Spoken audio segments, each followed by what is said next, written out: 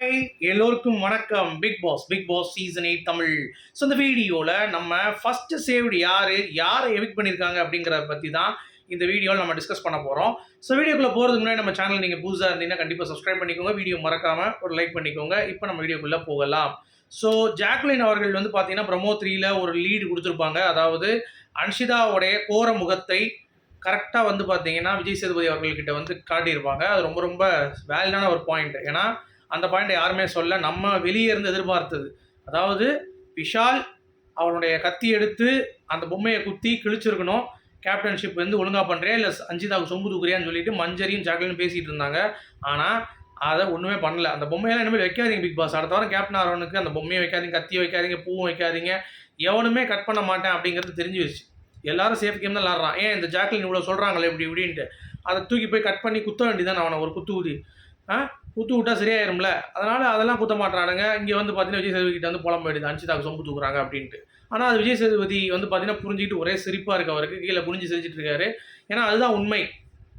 அன்ஷிதா வந்து பார்த்தீங்கன்னா அப்படியே கையெல்லாம் பிடிச்சிட்டு இருக்கும் பொழுது மாமா அப்படின்னு கூட பொழுது அந்த ஒயரில் பிடிச்சி காதிலேருந்து எடுப்பார்ல விஜய் சேதுபதி, அந்த வடிவேலு, விஜய் சேதுபதி இல்லை வடிவேலு ஒரு படத்தில். அதே மாதிரியே வந்து பார்த்தீங்கன்னா அப்படியே வந்துட்டு என் செல்லத்தை அடித்தது எவன்டா அப்படின்ற மாதிரி வந்து பார்த்தீங்கன்னா வந்துடுவேன்.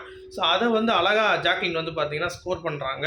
அந்த டைமில் ஜாக்லினுக்கு வந்து அரங்கம் அதிர்ந்த கைதட்டல் அப்படின்ற மாதிரி சொல்கிறாங்க. அதாவது இன்றைக்கி எபிசோடு ஓன் பண்ணது ஃபுல்லாகவே ஜாக்லின் தான். ஏன்னா அவ்வளோ கிளாப்ஸ் அவர் பேசும்போது அப்படின்ற மாதிரி சொல்கிறாங்க. ஸோ நெயில்ட் இட் அப்படின்றாங்க. பயங்கரமாக வந்து பார்த்தீங்கன்னா வெளுத்து வாங்கியிருக்காங்க. ஸோ வெளுத்து வாங்கும் பொழுது சும்மா இல்லை, அது வந்து ஒரு பாயிண்ட்டும் அவங்க அடிக்கும் பொழுது பயங்கரமான கைதட்டல் அப்படின்ற மாதிரி சொல்கிறாங்க. அடுத்து மஞ்சரி, அடுத்து அவங்களும் வந்து சிறந்த நடிகை அப்படின்னு சொல்லிட்டு ஜாக்லினை சொன்னது, ப்ளஸ் என்னையும் வந்து பார்த்தீங்கன்னா நடிக்கிறேன்னு சொன்னது, இது எல்லாத்தையும் பட்டியலிட்டு அவங்க எங்கெங்கே நடிக்கிறாங்க, அதாவது என்னை விட எனக்கு வலிக்குதுன்னு சொல்லிட்டு அவங்க எடுக்கிறாங்கல்ல, எடுத்தவொடனே அங்கே போய் அடுத்து ஒரு வேலை பண்ணுறாங்க. திருப்பி வந்து பிடிச்சவொடனே எனக்கு வயிற்று வலிக்குதுன்றாங்க. திருப்பி கை எடுத்தோடனே ஓடி போய் ஏதாவது பண்ணுறாங்க. அந்த தான் நடிப்பு அப்படின்றத அழகாக பட்டியலிட்டு அழகாக வந்து பார்த்திங்கன்னா அவங்களுக்கு எடுத்து கொடுத்துருக்காங்க நம்ம மஞ்சரி. அதுக்கும் பசங்க பின்னிருக்காங்க. ஸோ இந்த மாதிரி நிறைய விஷயங்கள் நடந்திருக்கு. ஸோ அதெல்லாம் வந்து சனிக்கிழமை நிகழ்வுகள் அடுத்த வீடியோவில் நம்ம வந்து பார்க்கலாம். இன்னும் நான் சில குறிப்புகள் வந்து சேகரித்திருக்கேன். ஸோ அது வந்தவுடனே நான் அடுத்தடுத்து வீடியோ பண்ணுறேன். ஓகேவா? அடுத்த சனிக்கிழமை நிகழ்வுகள் வந்து பேசலாம். பட் இதுதான் நடந்தது. ப்ரோமோ 2ல் நீங்கள் பார்த்துருப்பீங்க. ஸோ அரங்கம் அதிலிருந்து ஜாக்குலின் அப்படிங்கிறது தான்.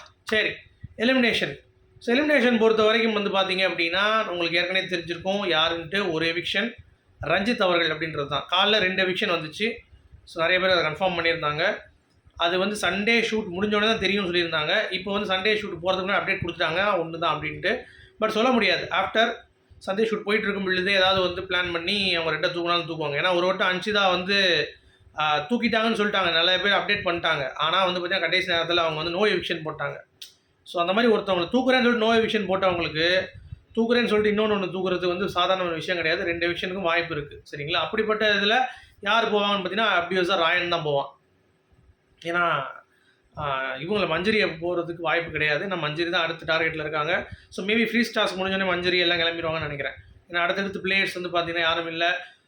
நாமினேஷன்ஸும் வந்து எல்லாரும் வந்து உள்ளே வர அந்த கட்டாயத்தில் இருப்பாங்க எல்லாருமே. ஸோ அப்படிங்கிறப்ப கண்டிப்பாக ராயன் போக மாட்டான் அடுத்த வாரம் ஃபுல்லாக பாஸ் அப்படின்றதுனால இந்த வாரம் அனுப்புனா தான் உண்டு. ஸோ ரஞ்சித் ராயனை வந்து தூக்குறதுக்கான வாய்ப்பு இருக்கான்னு பார்ப்போம்.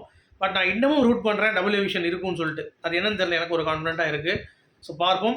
இப்போதைக்கு சிங்கிள் எவிக்ஷன்ங்கிறத ஃபிக்ஸ் பண்ணிக்கோங்க. ரஞ்சித் மட்டும்தான். சரியா? அடுத்து அன்ஷிதா அவங்க வந்து விஜய் சேதுபதி கிட்ட இவ்வளோ ரோஸ்ட் தேவையான்னு கேட்டிங்கன்னா கண்டிப்பாக அவ்வளோ ரோஸ்ட் தேவையில்லை. ஏன்னா அவங்க ப்ளே நல்லா பண்ணாங்க.